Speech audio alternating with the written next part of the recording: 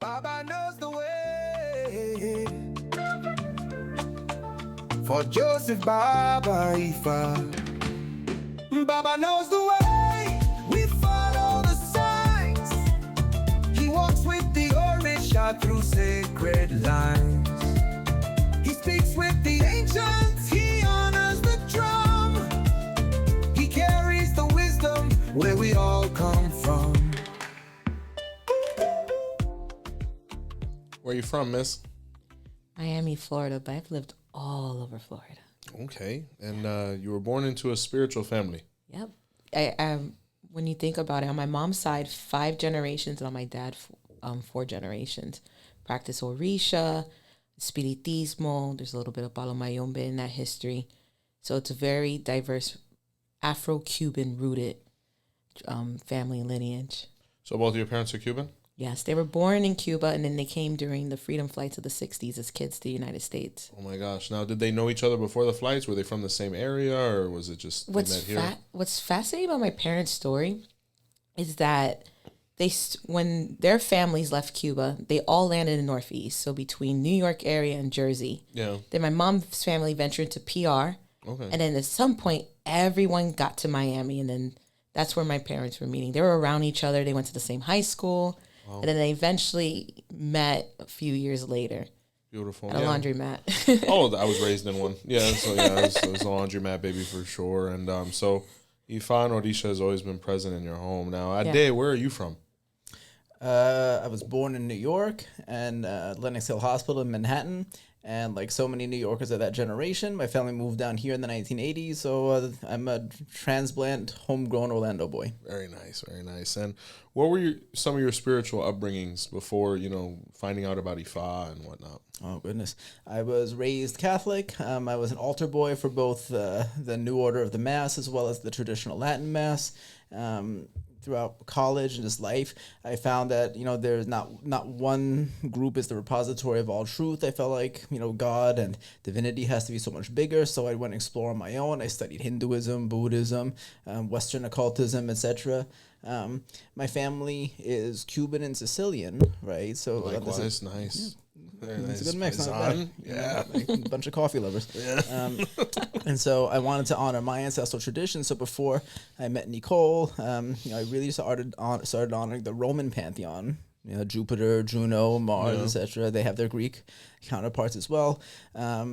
It's not a religious or spiritual tradition, but it's a philosophical tradition. I became a Freemason, so I'm a Master Mason and Holy Royal Archmason. Yes, yeah, Holy Royal Archmason. And then, so I had some experience before I met my wife, and then Ifa and Orisha came into my life and was off to the races. What a story! It's breathtaking. Yeah. Now, so you could say that you were searching for the truth. You were searching for enlightenment. You were searching for that which was a little bit more. How did you guys meet, ultimately? I swiped right. We met on Hinge. Okay. No, this online dating thing is really putting a lot of great people together. It worked awesome. Out for us. Yeah. But, I mean, yeah, right? The Tinkerbell dust. So I guess what was... I mean, it's not something you usually bring up immediately. We go on some dates and things first. But, spirituality, I mean, you being somebody that's from Ifa Orisha, I mean...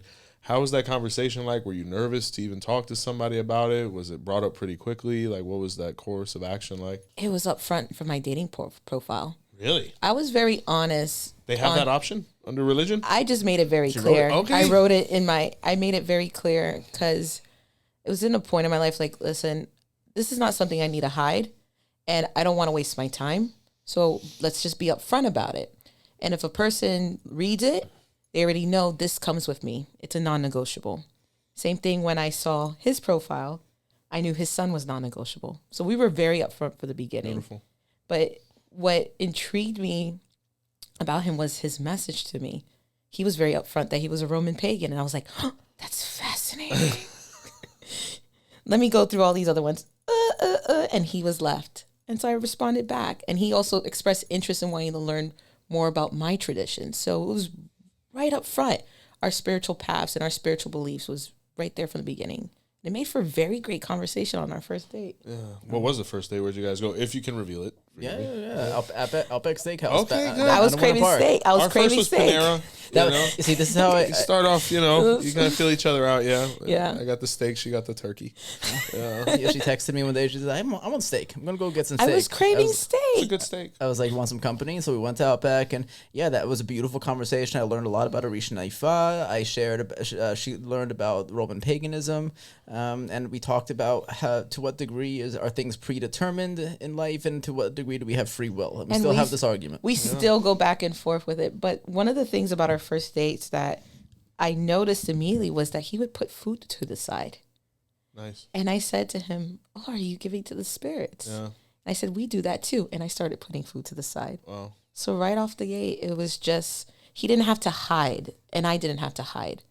And we cleared it up very beginning. Okay, what do you want in life? Marriage, children. Okay, cool. That's the same thing I want to. How are you about religion, spirituality? Oh, you're open-minded. Great. And then once those key things got out the way, everything else just became effortless. Well, it usually is when you're friends. I think when you start and you have those preliminaries and compatibility and conversations, you got to realize you have to be friends with people, especially if you're going to spend the rest of your life with them. If we can't laugh, if we can't talk, and all these different things. And I tell you, having a spiritual partner just makes it that much easier because we got all that out of the way. Like, hey, we believe in things that aren't common, but we're not common. So, it works out perfectly. Now, a bunch of misas have happened. You guys have done a bunch of ceremony and stuff like that. Do you guys believe that you've crossed paths in a past life, thus leading to right now? Or is it that your union and alignment is coming through your relationship in this plane? I have an answer for that. And it ties back to that when we were starting to talk, we realized we were in the same places at the same time in different parts of our life. Whoa. So, for example, in college, I worked at Universal Studios. I was part of the opening team of Harry Potter and Forbidden Journey. Okay, thank you. A lot of butter beers since then. Yeah, a lot of sure. butter beers, a lot of helping people go through the line. And he was working at Universal at the same time. Oh my gosh. We ended up knowing 6 degrees separation, knowing similar people. One of my friends, her husband's a Freemason, and he literally was speaking to him 2 weeks prior we met. Wow. Other people we would know. So, and I think we talked about this, if we did have past lives, it hasn't came up for me yet, but I definitely believe truly that as we were developing our lives, we became more aligned and gravitated towards each other. I'm one to admit I did do Ed Bulls for marriage. It's As we all should, as we all have. It's a big part of life. And we lined up that the times I was doing major Ed Bulls for marriage coincided with times in his life of great change. Oh my gosh. Wow. So I think we doing the work both internally and externally just helped us get closer and closer and closer. That's his ringtone. It's the ultimate compliment. If she feels that strongly enough to put you in some Honey Brother, you're doing something right. Oh, I did brujeria when we were together. He liked it. Fabulous, absolutely. If you find your name in the jar, please, I love it. So now you guys, we're talking about spirituality. We're having dinner at Outback, all these other things. As you're learning about Ifa now, Adé, at what point are you like, hey, I want to have my destiny revealed?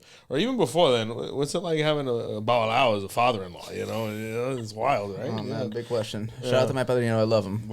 Yeah, no, respect for sure. First of all, it's one thing that people will assume about our relationship is that I converted for her. That's language. Like, oh, he converted for her, or he did santo for her, or did whatever for her. No, al contrario. For the one thing she said to me was listen, you don't have to do nothing. As a matter of fact, don't feel any pressure to do anything. You don't have to go to misa. You don't have to do nothing. She's like, all you have to. She, as a matter of fact, she says you are not to abandon any of the stuff you had coming into this. Don't abandon the Romans. I mean, masonry, when you really talk about masonry is another branch of Ifa in certain degrees. Like, if you look at various odus, Ireteyero was where the compass was born. Otrupon San or Satrupon speaks of certain things about the lodge I won't reveal now. I shouldn't know, but Orula tells me what he does. Okay. The Odu Beche speaks of Hiram Biff and how the memory of a great man will never be forgotten, and the acacia and things like that. So when you look at masonry and how it really is a branch of Ifa to a certain degree, whether it can be correlated literally right now or not, that information's there, whether it's the Abakwa fraternity, the Rosicrucians, all of it descends from Ifa. So, I mean, for anybody to say that anybody converted somebody that's already in something like that, I don't think that's what occurred. I think it was that you illuminated him. You made him aware of something else that, he could be a part of for sure. And it's a really seamless transition because the brothers that I brought in and I've initiated, they're like, yeah, this makes sense. We could see how one kind of, comes from another and whatnot. So you meet your father-in-law. Yeah. Yeah. Oh, there, it was more like she gave me no pressure to do anything. She's like, you don't just keep what you have, you're fine. And then I was the one, I would see stuff and then be like, oh, that's legit. Yeah. Like, that's legit. And, I would like get cleaned at a planta and all of a sudden I feel better. And then there came really was just my journey in discovery. There was one moment in particular and it was all about Oshun. Do I have time to tell a quick story? You have all the time in the world. Okay, absolutely. Cool. So she took me to a tambor, right, in Miami, right? This is like I early, threw him in. This is like early in a I relationship. tested him. To visit a very dear friend, and the woman throwing the tambor has been crowned Oshun for decades, right?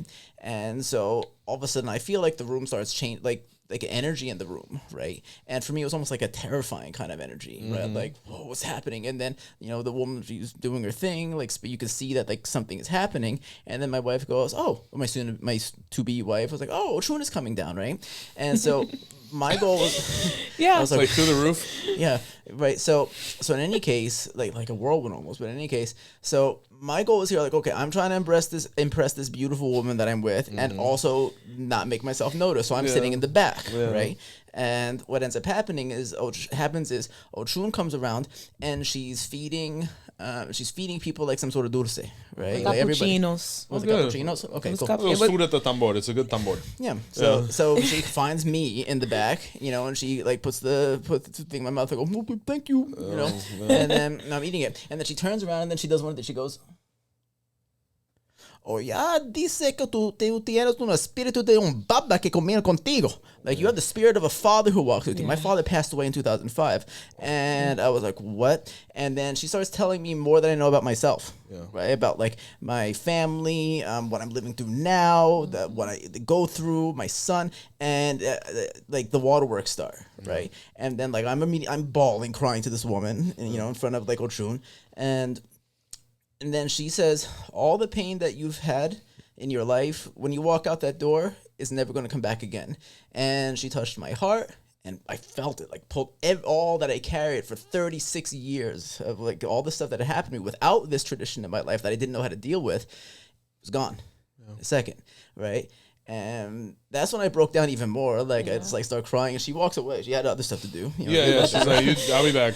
Gave me a beautiful, I'm kidding, she gave me a beautiful hug, and then she walked away. But, like, I sat there crying on a couch for, like, 30 minutes, right? And, like, I couldn't control it. And and then my wife is, like, a lot of women would be like, okay, bye, thank you, finding your way back home to Orlando. But she was like, yeah, we all cried in front of Orisha at some point. Yeah, absolutely. And at that point, I was like, I need this in my life. I need this. Yeah. And then Community came in, and a lot of people told you, everyone at least at one point in their journey will always cry in front of Orisha. But that was it. After that, I was like, I need this. I was like, I gotta do the whole shebang.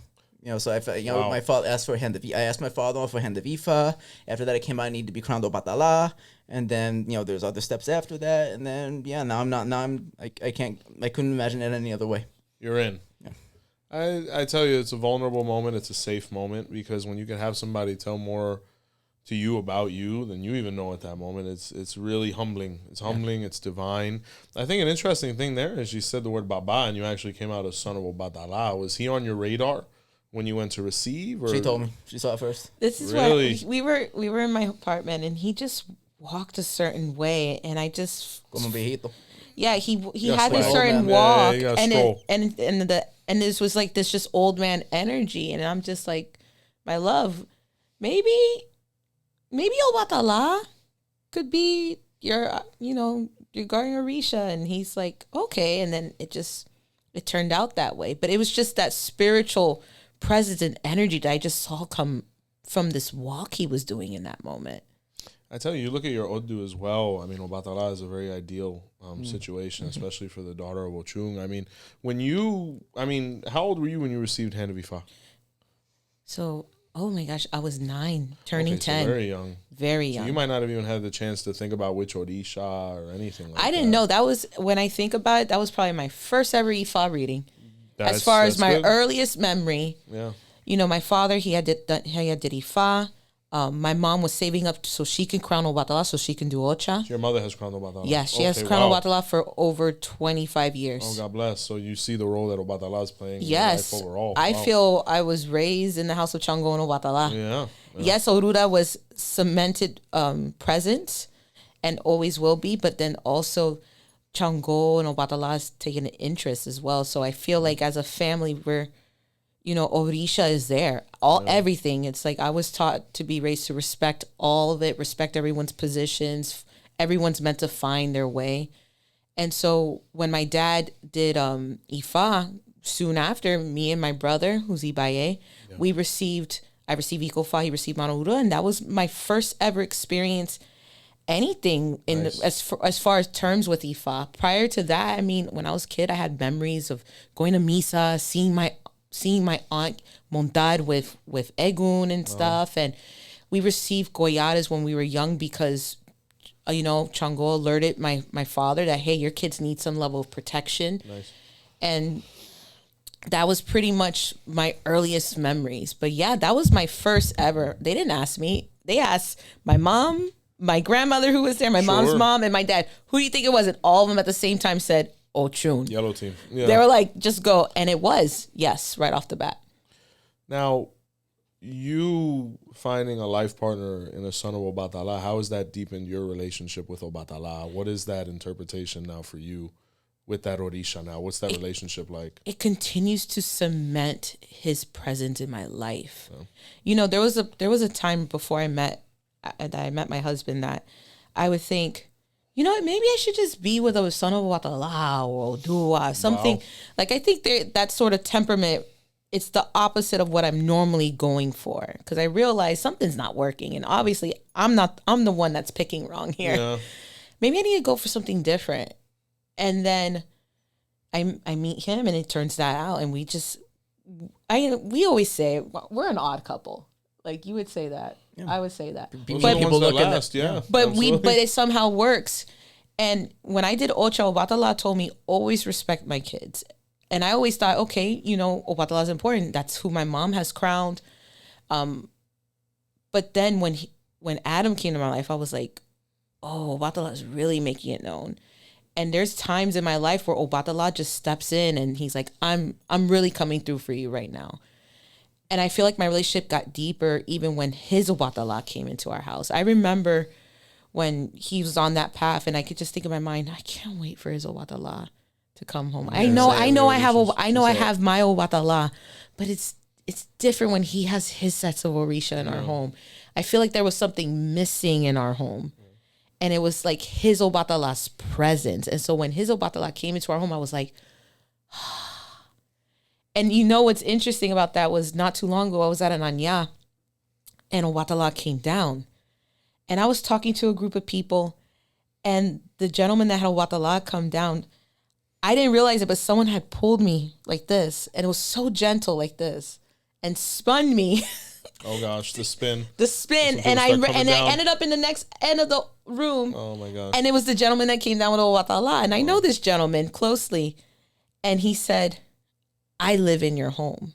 Come to find out, I asked the gentleman when he was conscientious again, he's like, what's your camino, Obatala? And he's like, Ayaguna. I was like, wow. And that's his camino. Oh, the white and red, yeah. So sure. Ayaguna was basically, when he was on his horse, was saying, I'm in your home. And that gentleman had no clue that how I would say out loud, I can't wait for Obatala to come in the home. Wait for Obatala to come in the home. And he's like, well, I'm in your home now. Wow. No, I'm here. I'm with you. Those are things that, once again, unless you're there, unless you see it, you hear it, you wouldn't believe it, because it's just uncanny. And, you know, what's it like? What's your relationship like with Oshun now? You know, being with a daughter of Oshun, having your own Oshun icon, and being crowned. What's that dynamic like now? What's your relationship like with that Orisha? What emotions do you have for that Orisha now? I still cry in front of her all the time. Yeah, like, she's a tearjerker for sure. Is this deeper? You know, like I was born from Oshun, right? My fed from elote todos los días. I'm fed from Oshun every day. It's funny what came out in her ita, in my ita of Santo. It says always respect Oshun and her children, right? And just Oshun, she's my mother. She's always there for me. She's everything to me. That's it. You guys have had relationships beforehand. How has being with someone in the spirituality, you being in the spirituality, been a game changer from a emotional, romantic standpoint, from a matrimony standpoint? I feel like it just furthers our mission because the way I see it is that Oshun literally told us one time in a drumming, I brought you two together. And so it just took it to another level. Like, yes, we have this romantic love. We have this deep friendship. I truly feel it. But I also feel like there's like this sort of, that when you're actively involved and you have someone that has their path and you have your path and both of you guys respect it and they're in the same tradition, it just makes it for a deeper connection and also understanding that there is a mission here.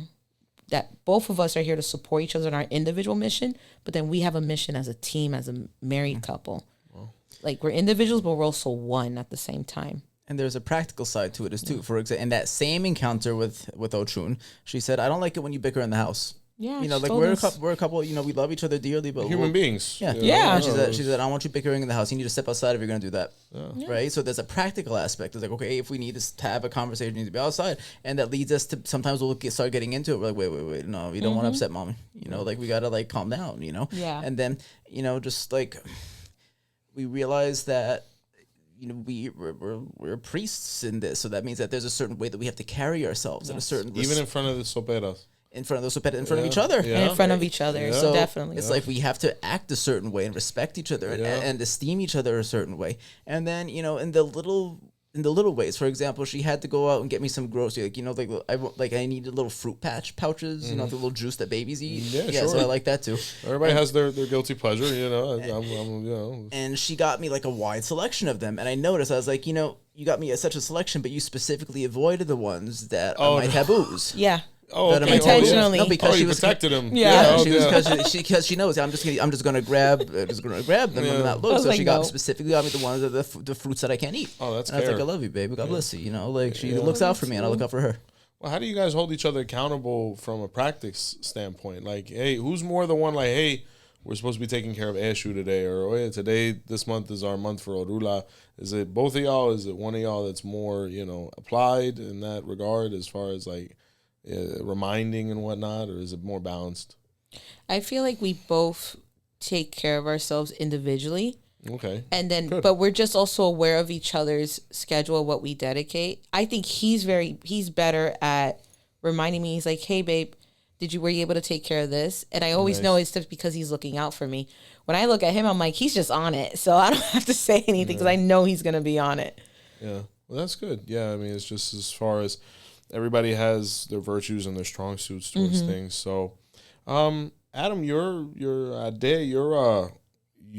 ancestry is pretty, eclectic. It's pretty interesting. I mean, pretty seamless for you as well because, Sicilian magic, things like Malokia and, the evil eye and things like that. Those are all concepts that descend from Ifa, but, you had another dynamic that occurred here where spiritually you're having this awakening and then you find out another aspect of your heritage, which was Cuban. How did that all come about, through ancestry and whatnot? Oh, you have time for another story. Oh, of course. Yeah. Okay. So, so ethnically, my family is Sicilian and Cuban. However, it was raised by my Sicilian mother, and the man I believed was my biological father. He since passed away. May he rest in peace. He was Ashkenazi Jewish, so I also have that connection. I was raised in a house where Catholicism and Judaism were both practiced, and I have tremendous respect for both the Catholic Church, the Italian people, the Jewish people, and I have all some the right Sephardic in me. I have like 3% Sephardic, so yeah, that was pretty great for me. Yeah. Because again, that's another people that has been persecuted and marginalized and transported all over the world, right? And they have kept their traditions intact. So, many blessings to the Jewish people. But so I grew up in that house, right? And then, he passed away when I was like 18 in 2005. Since, of course, pray for his soul, always do well to him. But then, it was revealed to me, my mother revealed that, like, actually, he wasn't your biological father. We couldn't have kids together. I was like, oh, okay, and so, like, she said, yeah, it was probably, one of the residents at this hospital, where you were born. I was like, okay, well, I guess I'll never know, but so I did Ancestry one day, and then just to learn more, and I found, like, it says, oh, you're Spaniard by way of Cuba, Puerto Rico, etc. I was like, okay, Spaniard, French, English, all European mutt on that side. And then one day I get a hit. It says, like, oh, you actually have a second cousin. I was like, oh, cool. Instantly, I got a message from a lady. She says, hi, I know all of my cousins. Who are you? I was like, well, there's what happened. Then she says, hold on. I think that there's actually a doctor in the family that matches that description. Let me text somebody. Oh, yeah, it's this guy. It's this name, right? And I was like, oh, okay, mystery solved. And it turns out that he... a man who left Cuba. He was one of the very first his family was one of the very first that left Cuba. They were part of the wealthy elite of Cuba, as a matter of fact.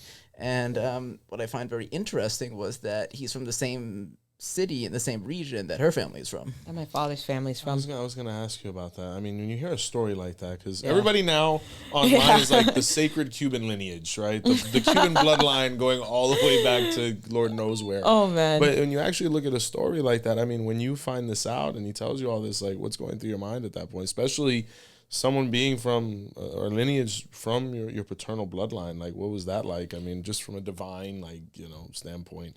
The way I see it, it was like how fascinating that la sangre llame. Yeah. That's that's the one saying I could think of. The blood calls, because he didn't know that about his self until later on. And how is it that his spirituality naturally gravitated towards this? I just find it fascinating. And towards you, and you towards him. And me towards from him. Those same places ancestrally. Another way, I spoke Spanish before meeting her. I learned it. Like, really? I grew up in Orlando. His Spanish is way better than mine, by the way. Okay, nice. Please keep going. I learned it in school because I was like, okay, Orlando, there's a huge Hispanic population, so let me learn it, because two languages is better than one. So I learned to speak Spanish. So it was a delight when we met, because I was able to communicate with her family. I was able to communicate then with elders. It's a different level. Right, but why would I think to do that? You see, it's almost like as if I have like an ancestral connection. Oh, look, I do. Yeah. Right? So that's my explanation. No, that's definitely something divine. When you hear stories like that, once again, you have to believe it, because you can't make these things up. And, how has the dynamic of being a stepmother changed you now, and having a child dynamic in your relationship? How gratifying is that? How has that changed? It's next level, and it actually was something that Oya foretold in Maita of Santo. Oya said, you will raise someone else's child. And I did Ocha at 27. So I didn't understand what that could mean. And then, as life progressed, I could see all the different ways that could manifest. It could manifest as being someone's godparent one day. Sure. It could manifest being, that cool aunt, right? That helps with my niece and nephews. Yeah. It could be even like with my own godchildren, like with helping them with their kids. But then when he came into my life and I saw immediately on his profile that there was a child there, I was like, okay, I accept this, because some things are just destined. I remember having, my signal. I really don't talk much about it, but one of the big warning signs that growing up, they say, oh, be careful with other people's kids. Be careful with this and that. And I got to a point when I was in my early 30s, I told my dad, I said, Dad, if it's in my destiny, because y'all made it very clear, I'm going to raise someone else's kid or help raise someone else's child. Why should I set aside what could be an amazing man in my life to share my life with and have as a husband and father of my children, on account of the things that people say about being a step parent?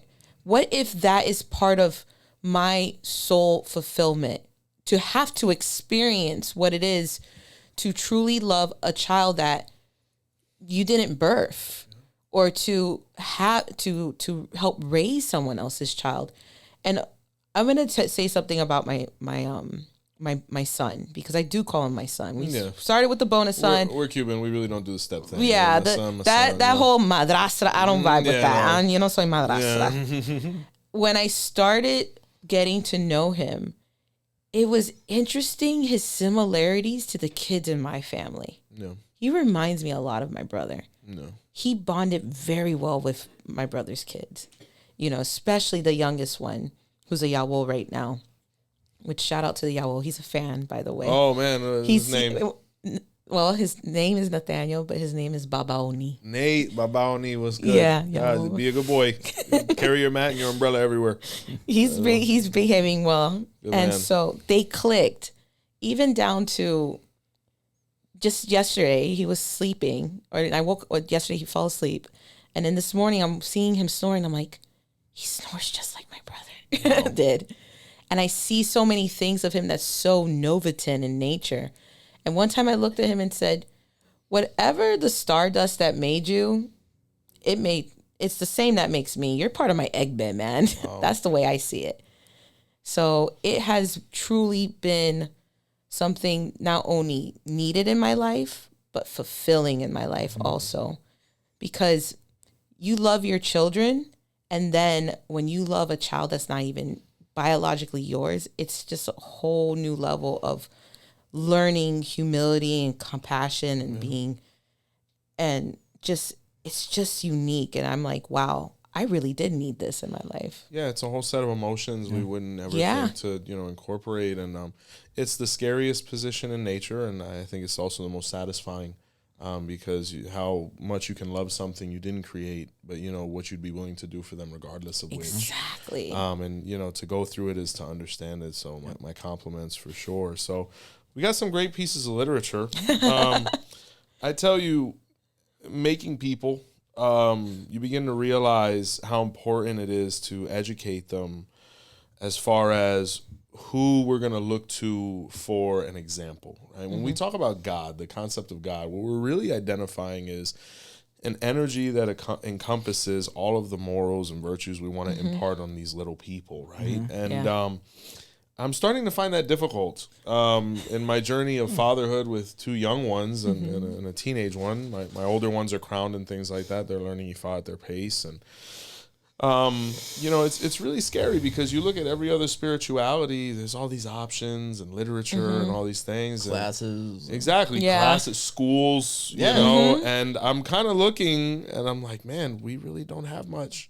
And luckily now, with people such as yourself or this medium as well, we're starting to see real awareness and education within Ifa, which is so desperately needed, especially now that we're coming out of, I won't call them the dark ages, but the age of shadow, where everything was, obscure and everything was private and hermetic, and realizing there is so much we can talk about without entering into taboo, right? Just I like, agree. we're not the only ones with secrets here. The Muslim brothers, they have their, their lore, and the Jewish faith has their, secrets and their esoteric beliefs, and just like we do, we have our process. So I really want to know where these wonderful pieces of literature came from, and what was the inspiration behind it.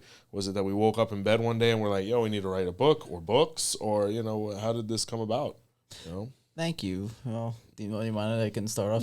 All right. So, thank you very much for the wonderful words. Yeah, of course. And of course, we're huge fans of the show. We love your words were a significant part of my personal journey. So thank you for your my brother. contribution that is ongoing and affecting so many lives. So thank you. many blessings, and may it continue. So this started actually from a conversation because very, very early on, she wanted to take me to a plante. Right, and then let's see that Odu. She's like, let me see that sign. Yeah. I think that was just a visit. I think for me on that particular. There was a lot of testing his comfortability that I did. I'm not gonna lie. Threw him in an put him through the fire and let's you'll see if he's made out of iron. Took for him sure. to the cajon. Took him through. No, he sounds like he passed with flying colors, Yes, man. he did. I just love it. So in any case, but I was like, okay, but I'm going to have my son that weekend. Will he be okay? Because he's not from this. He respects. And then she says, It's intense. So but she goes, oh please, he's just gonna run around, play with the other Orisha kids. Yeah. The BKs, the Babalao kids. Yeah.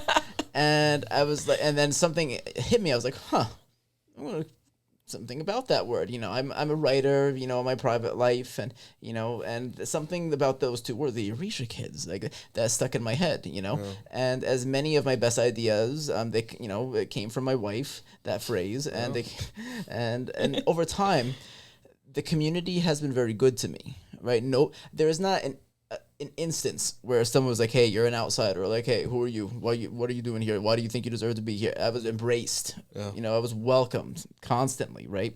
And I wanted to give something that I could do back, right? Wow. And one thing that I saw was just what you said. There's no representation. Yeah, there's a need. There are anthropological books about Ifa and Orisha. There's advanced stuff, right? For, how to start your journey, or, the deep depths of Odu. How to throw a shell, all these other things. All that. There's nothing for parents trying to raise their kids in this, right? And, she would share. She was like, she would tell me stories of growing up, and it would be like, oh yeah, we went to this place, we got this reading because we had to. This is just what we did, and we couldn't talk about it with the other kids, right? And so to me, it was like, things are changing. To me, it's like how that's, if even for somebody to grow up in this and not see themselves represented, I think that's, that it could be better. So what if there was a way to see themselves? So out of that thought, out of the experiences of my wife and growing up in this, and so many other beautiful people who have been the conduits of this tradition, that's where Jalitza was born. Right, so that's the book series, Orisha Kids, and the little girl you see. This is Jalitza?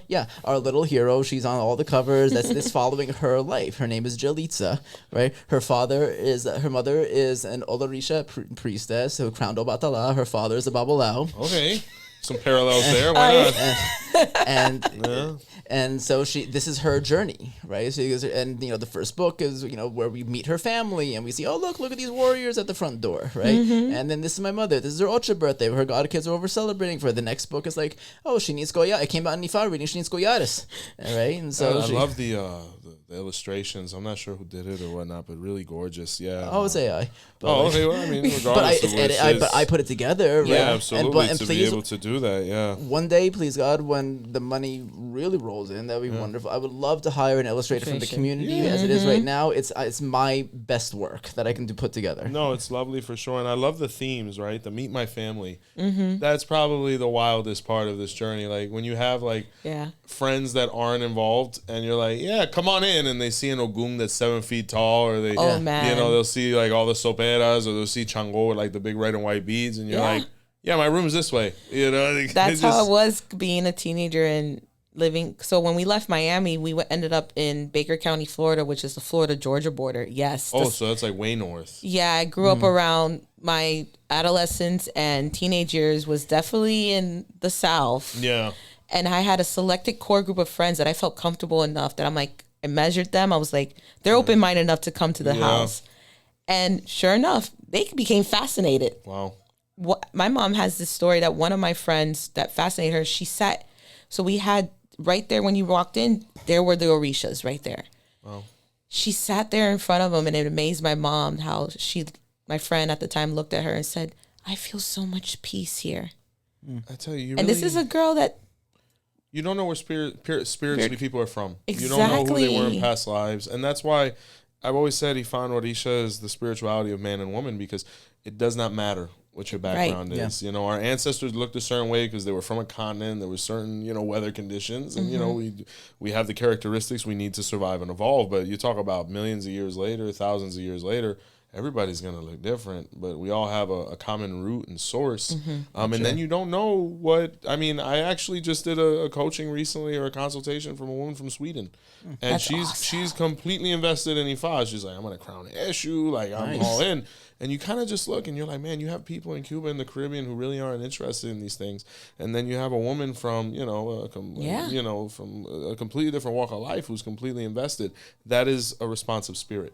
No questions asked. So we have the young lady who was looking at the Orishas, right, and found the peace, and so we got the meet my family concept, right? Yeah. Yep. I like this one. I have my first misa. Yeah, that's my favorite one. I'm gonna be honest. Everybody remembers their first misa. Traumatizing. Absolutely, no. You get smacked with some herbs. See, I'm wet. They'll come down. He's got to go through it. see the Congo. They might spit some rum on you. Yeah. Amazing. That's where this. So because like think of, I would hear stories of people. They'd be like, yeah, like you know, well, I got my parents. They told me I had to wear white, and I had to sit down. And then I saw this lady. She starts shaking, and I thought it was funny, so I laughed. And they said, "Shh, don't laugh." You know. So Jalitza goes through a similar journey. She goes because she needs to have a Misa said for her. Godmother was like, let's do it. Because the second book is where she gets a godmother, right? Because it came out in the 85 reading, she needs to have a godmother. Nice. And then she goes for her Misa, and then she gets to see Muerto come down for the first time. And because think of it, if you're a kid, how...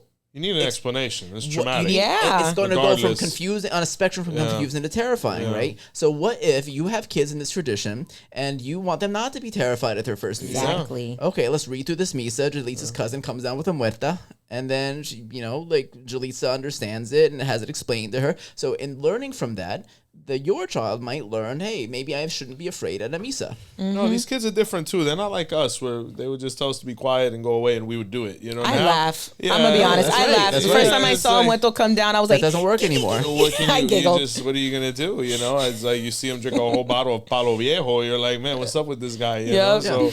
And then we have I get a godmother in Collares. So Madrina looks like a nice, modern Madrina. She's contemporary. She looks understanding. Really, congratulations, man. This is really lovely, and it's another angle to be able to explain things to the kids, because sometimes as a parent, and you could be Joseph Baba Ifa, you can be Adé Babá, you could be Miss Iyamile, have all these followings, right? Yeah. And people will come to you and be like, how do I do this? How do I do that? What about this? What about that? But your own kids sometimes, they're like, you're not doing it for me. Yeah. Like, do you understand the amount of people that ask me the same question Right. over and over again? Sometimes like, it takes a different voice. Not doing it. It takes a different voice. And that's why we have teachers. That's why we have authors. That's why we have literature. That's why we have all these different angles to explain these things to these children, because they might think differently than us. They might understand things differently than the way we can explain to it. So that's monumental. I can't wait. New book coming out soon. I can't wait to put the link in the description, guys. If you have children, which I know a lot of you guys do, please invest in this. Beautiful, beautiful artwork, beautiful concepts. Now, getting into some more adult material, and a couple of things by Miss Nicole here. So, Orisha Tales, When Oshun Saved the World. I know a sign that speaks of that. Yep. What's the inspiration for this one? What motivated you towards this one? It was from him. So I was like, you know what? What if there was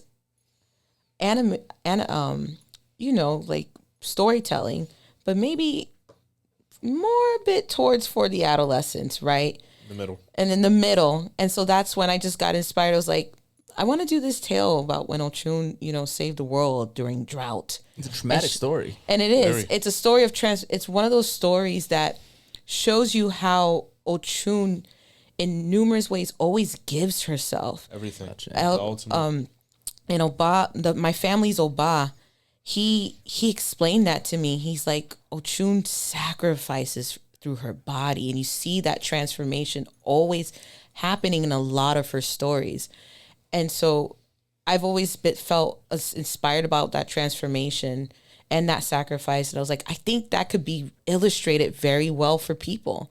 And so a little bit of him, and then also my love for Oshun inspired me to do that, and also to create, because sometimes it's good to have a creative outlet. We get caught up a lot with life and work, and tapping into a little bit of creativity is good for the soul. Right.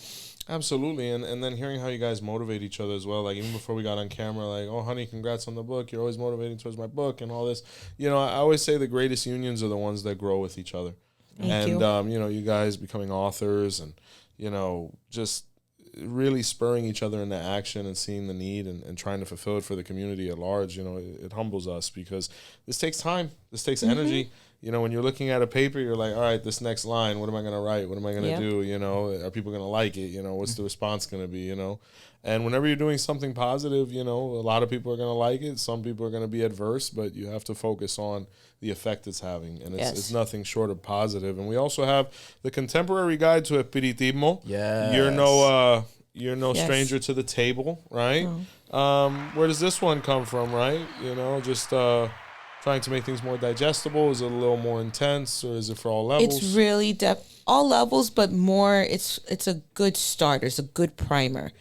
That one was definitely motivated by my spirits, I have to say. Sure. I did webinars prior to help introduce people to Espiritismo, but to understand Espiritismo from today's lens.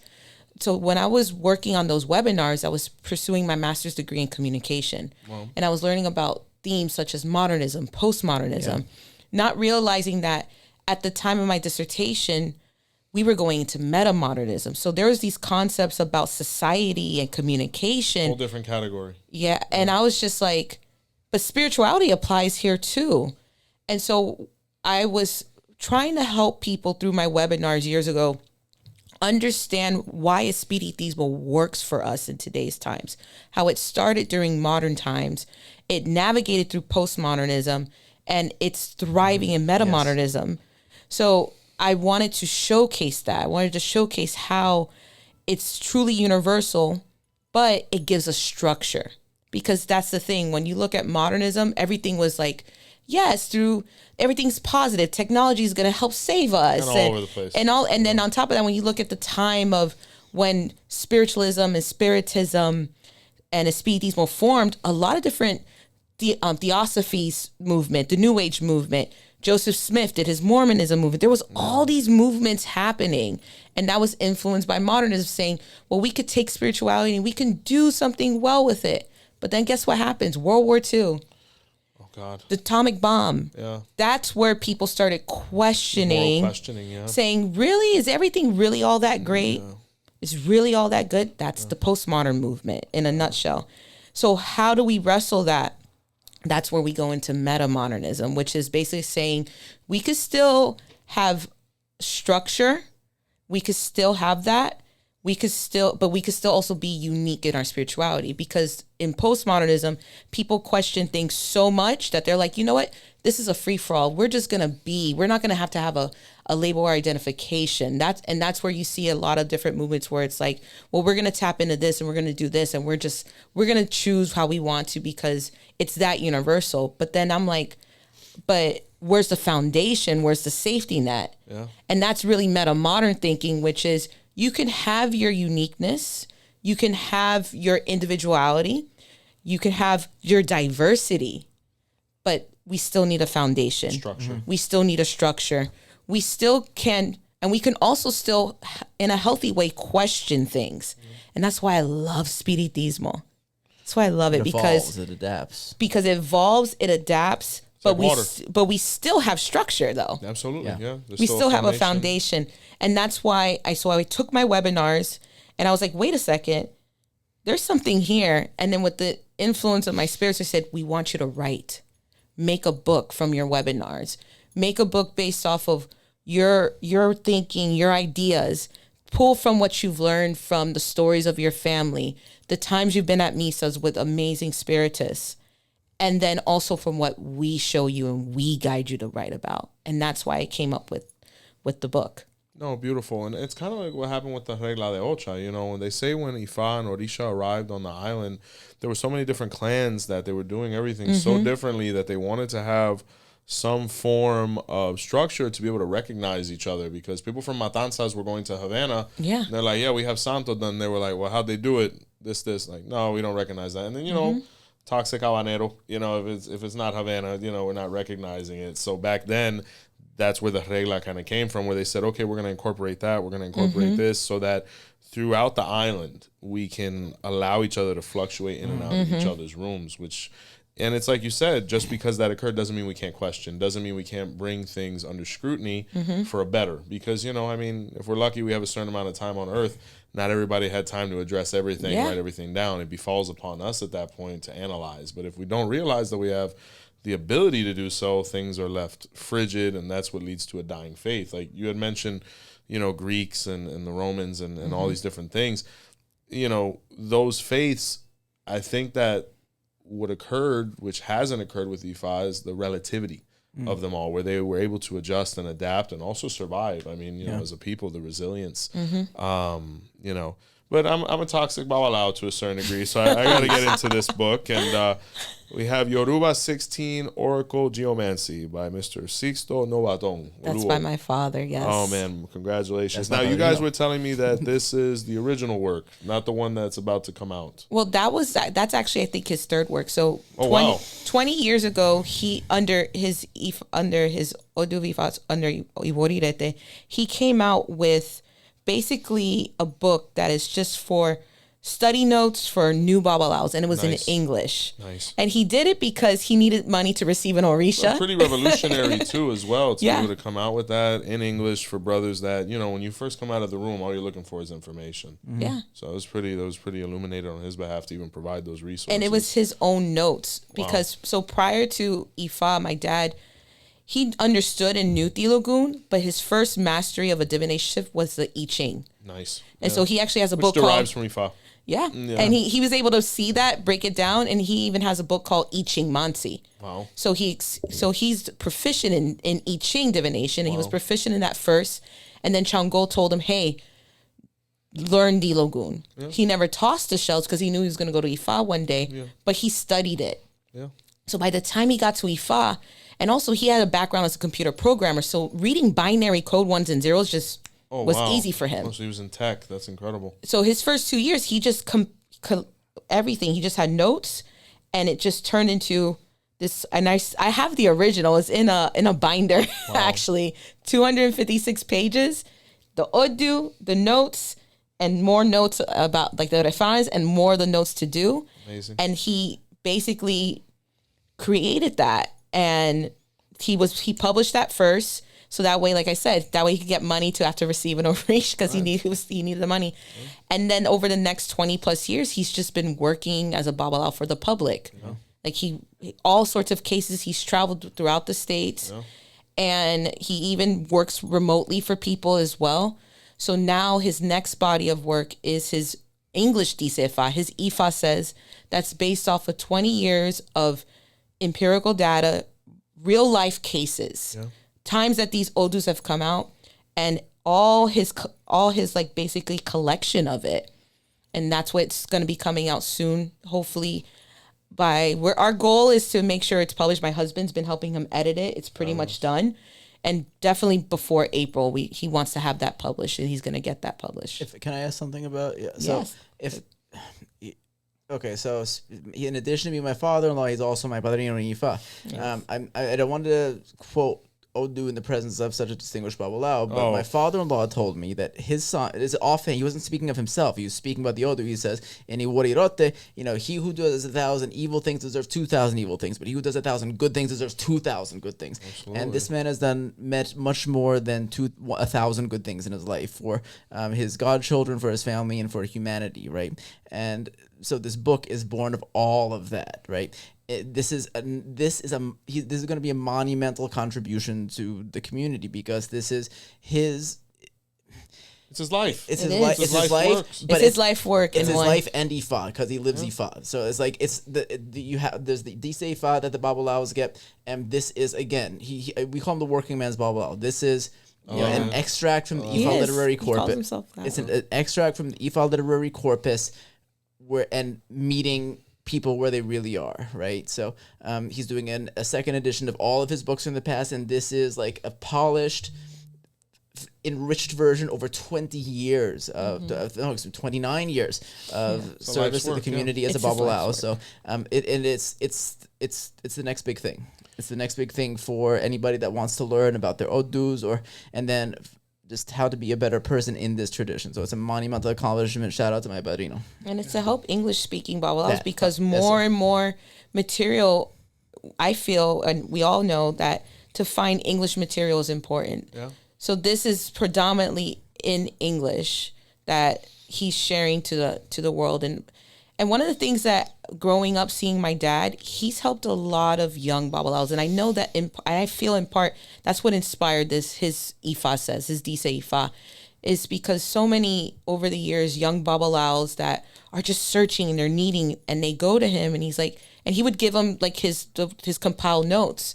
But he's like, no, there needs to be more. There needs to be a way that people can look at Ifa, read it in English, but also apply it to today's times. Is that not everything is black and white. There's like a lot of psychology that's going in, and he also has a bachelor's in psychology He's too. educated man, yeah. So I understand that his background in computer programming, his life experiences, being in these traditions from birth, and as well as what he's gone through as a man and as a priest, all that culminates into this work that he's publishing.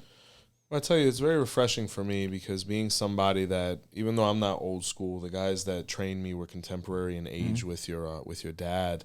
To see somebody that has real world life practical experience putting out the literature and pushing the narrative.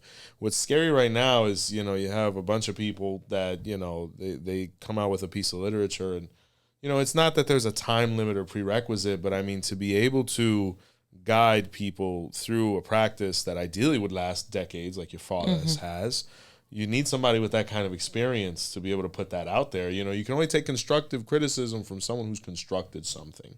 So, it's very refreshing, and I'm excited about it for sure. We're excited too. Only heard great things. Know him to be extremely practical, extremely welcoming, and I expect that exclusive interview, sir. He actually said he's open to it. Fabulous. Hopefully one day, if he's closer down south, he'll meet you here. It'll be an absolute pleasure to be able to, get it in his own words and, explain the different aspects that, he thinks should be focused on. So, guys, I see a lot of great things happening. And, it's nice to see these kind of efforts from a family and a unit and what you guys have constructed. I mean, what advice, to bring it full circle, would you give to people in a spiritual relationship or pursuing one, to be able to have it be successful like y'all's? Like, what would you tell that new budding couple, that new budding Ifa Orisha couple, to be able to get to where you guys are at or going? You want to start or should I start? You start. I think definitely comes down to respect and looking out for each other. And I've always felt understanding his Odu and him understanding mine and keeping that in mind. Because how can I put it? It's like knowing him in that level, helps it easier for me to self-reflect in ways that it won't put him in a situation, if that makes sense. Absolutely. Like, I feel like we know we're best of friends. I consider him my best friend. Same. He's my best friend, my lover. Like, everything that is me in essence, he not only receives it, he accepts it, and he adores it. And that's why it's one of those things where it's like, I respect you, and for us to be successful, I feel like always keeping what each other's needs are in mind, but also when it comes to our oracles, keeping that in mind, because it's like, how can I make sure I don't contribute to manifesting something that could hurt him? Wow. Like, to me, I think that when I look at relationships in these traditions, I feel like one thing that a lot of people probably haven't done is actually factoring in, like, how do you impact the other person? How are you manifesting all those things? And so, because nowadays when I get a reading, sometimes I look at my reading, I was like, yeah, I can see that in me, but this is talking about a lot of his situation. Absolutely. Yeah. So it's remembering that we truly are one, and that what one does impacts the other, and vice versa. And also the fact that he still needs to take care of himself, and I still have to take care of myself. So yes, we're a union, but we're still two individuals with individual destiny, but also those destinies combine and they're shared, and they go and they walk hand in hand. They parallel with each other. So I feel like that's something, all those things are very important to keep in mind. And don't stop also doing spiritual work for one another, for your oneself, and also for your union too. Absolutely. I think a lot of people get into relationships in our traditions, and there's that lack of being on top of your spirituality. And I think if people were more on top of their spirituality, and also that both people are making sure they're doing things together, success as a couple spiritually, I think if people could incorporate that, it'll make the union a lot more smoother. I show. Why'd you take my answer, bro? I'm sorry, bro. Like you absorb it through my Like, skin or something? What I'm am I sorry. What am I gonna say now? I mean, Like- I offered it to you first. Okay, I was fine. like, that? Well, ditto. Yeah. No, I was gonna say literally. I was gonna say that. Like that. Like you need to know. Okay, I love you. I love you too. You need to know your odus, and you need to know your. If you have santo, you need to know your letras and santo. If you're in Palo, whatever, you should know your stuff from that because you are individuals and you are a unit. Okay, so you have to take care of yourself as an individual and grow and constantly be growing. Because if one's stagnant, the other's going to become stagnant, right? Yeah. So but one's active, the other one is inspired to become active, right? It's not 50-50, it's 100 and 100, right? Sir. Because one day I'm at 50%, but she's at 150, right? Yeah. Or one day like she's at 20% and I got to be at 180. Yeah, it's a right? balance. So we have to take care of ourselves as individuals and continue to grow, but also remember that we're a unit and that we're working together and very much in like, yes, we're lovers, we're business partners, we are friends, and we have to keep all those working. And what I might add that's unique, as opposed to what I'm kidding, is a practical thing that I've learned is remember that the other person is not the enemy, because when you get heated over something, especially like, and we don't. I'm not trying to make it seem like we argue all the time, but like it happens where you want to win, you want to say what you want to say, you want to make sure that they know, right? That it has to go out the door. You remember the other person is not the enemy. Okay, that person you're working together, you're trying to establish something. So it's like more like then if you can do that, you now enter into problem solving mode. Yep. Right, and then you can kiss and make up after that and never go to sleep angry. Yeah. I tell you, that's why Orumela identified in various odus that the key to the perpetualness and security of the human race was the woman. The woman is the one that holds the man accountable. The woman is the one that motivates. The woman is the one that believes, right? The greatest accomplishment a man will ever have is the acquiring and maintaining of a partner that is the woman, right? For people in that situation. And understanding that whatever is recommended by her is her seeing the potential we have for that growth. And to understand what her intentions are and what that motivation is for. And the same way we as men hold them accountable. And it's like my grandmother used to say, el hombre hace la mujer y la mujer hace al hombre. The man makes the woman and the woman makes the man. Así es. So, I tell you guys, it's been an absolute pleasure. Thank you for having us. It's been a pleasure as well. It's been a long time in the making. What schedules all of we have, but finally we're able to converge and have this amazing conversation, which I think is going to serve as an inspiration for the meta-modern Ifa, right? That which is we're in the meta-modern. I love it. Absolutely. The meta-modern era of Ifa where things are questioned, people are held accountable, we're growing together and accomplishing things and holding ourselves accountable. So thank you from all of us, sincerely. Thank you. Phil? Man, that was such a great episode. So wholesome. I love it. Man, you guys are great. Yeah, absolutely. Well, family. Who's the one holding it all together? Phil. Yeah, Phil, right? Phil, he's just in the shadows just watching us. No, but he's the voice. He is. When Phil's face came out, it was bigger than Rey Mysterio, right? When he took off the mask. He's a wrestling guy. But guys, be sure to check out all of these links for all these amazing pieces of literature from Babacito, Nicole, Adé. If you have children, please invest in this. Very wholesome, and you're going to see that growth and that understanding. And there's nothing more gratifying than giving Ifa to our children. And, all those descriptions will be there for you to be able to connect with either of them. And they have their presences online as well. And, we appreciate them. So, my elevator music, you really know how to put it in there, Phil. Yeah, man. So... Wow. I want to spotlight the newbies again. This time we're going to go and talk about our supporters here. Right? So in case you've been living under a rock, we have a membership program and you can get access to several different things. It's extra episodes, discounts on merch or classes, or just exclusive shows just for you. We had a live show that was just for members. So get in there. And it was a panel of people. It was awesome. Yeah, spiritual. So here we're going to show some love to the supporters here. These are the babies. Thank you. Right? These are they just joined. Someone literally joined today. His name is Michael. Thank you, Michael. 0 days. We got Tertian, 5 days. Gracias. We got Tell It How It Is, Black People.